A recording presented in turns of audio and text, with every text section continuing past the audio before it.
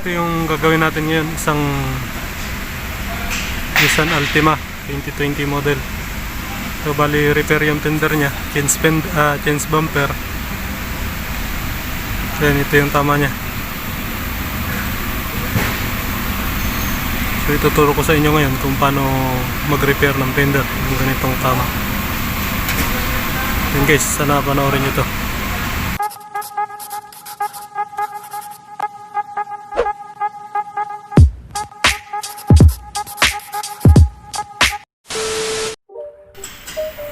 So guys, dito ang una natin gagawin ay tatanggalin natin yung bumper, headlight,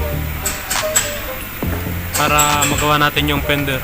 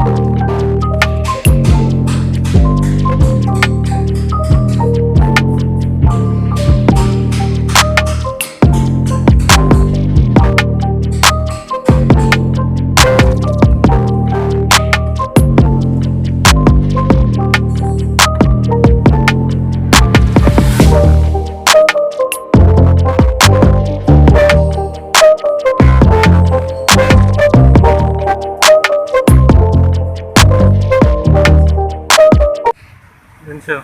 Bali nabento. Bali re-repair natin yung fender. May double siya sa loob. Ito. Maring tanggalin ko yung double na yan para ma-repair ng maayos itong labas. Kasi hindi madukot yan. Kahit may puller. May hirapan. Kailangan mag-match yung loob saka yung sa labas. Kaya tatanggalin ko yung double na yan. Tapos i-level ko siya dito. Pagka na-align ko na to. So guys, umpisa na natin.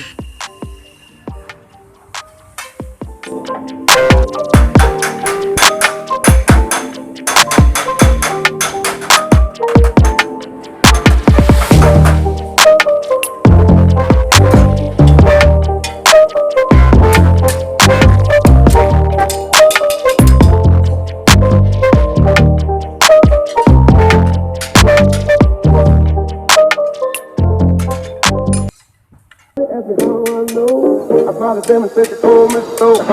Everybody asked me how I know. I smiled at them and said she told me so. Everybody asked me how I know. I smiled at them and said she told me so. Everybody asked me how I know. I smiled at them and said she told me so. Kung makita nyo, medyo okay na siya. Bali, tinanggal ko yung bracket nya, yung stay. Tawag dito ay fender stay. Ito yung nakalagay dito.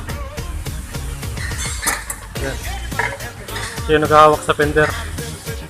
Tapos ito naman, ito yung double wall niya dito sa taas. Yan. Kaya dyan sa loob. Ito naman yung nagpapatigas dito sa loob niya. So pumasok dito kaya tinanggal ko.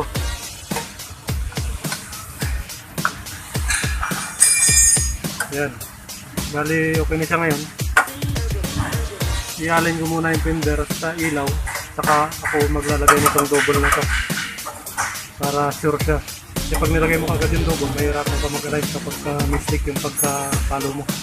Kailangan sure. I-align mo muna bago ka mag-fix. So yun guys, panoorin nyo lang.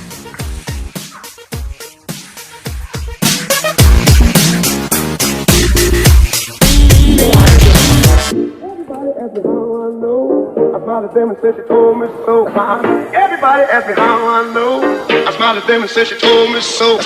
Everybody asked me how I know. I smiled at them and said she told me so. Everybody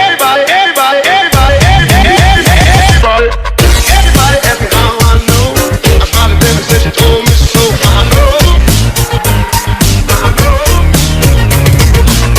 Everybody asked me how I know. I smiled at them and said she told me so.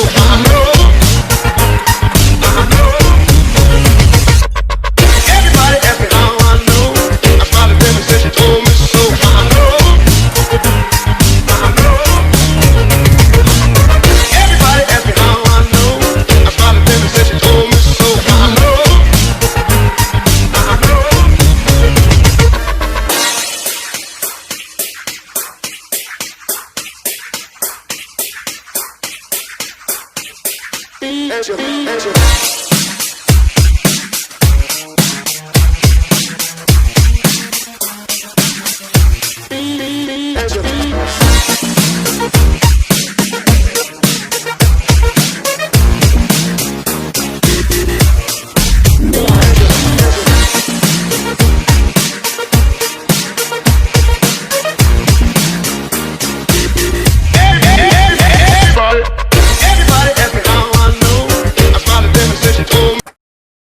guys, okay na yung alignment niya. Pwede na tayong mag-welding.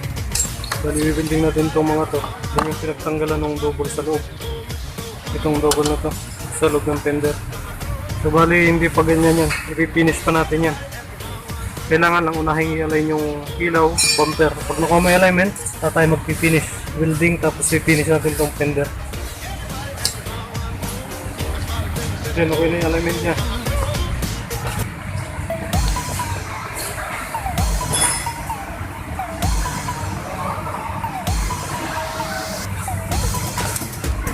Nilagay ko rin yung grills para tumigas yung bumper kasi pag walang grills malambot yung bumper, hindi yung makita yung alignment niya.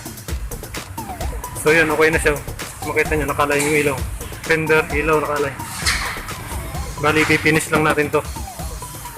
Welding tapos finishing.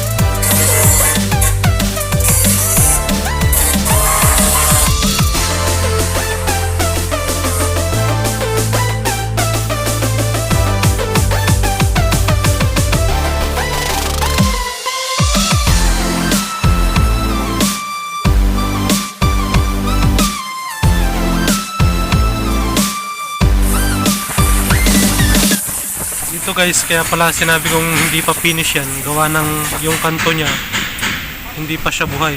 Ngayon bubuhayan natin yung kanto niya para mas talo siyang maganda at tumigas yung yero niya, kasi yung kanto yung nagpapaganda sa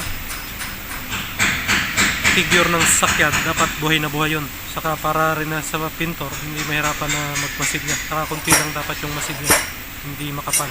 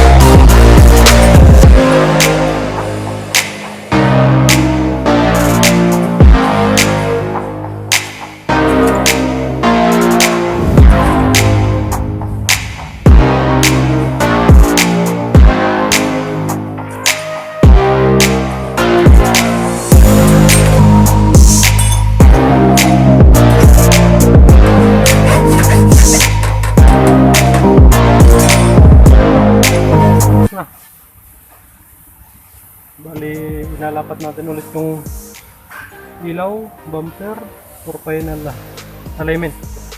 Tapos pwede siyang pinturahan. Yan, wala na yung mga lubog niya.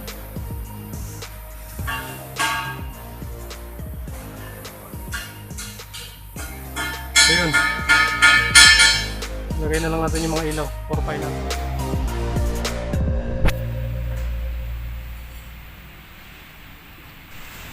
So guys, okay na siya.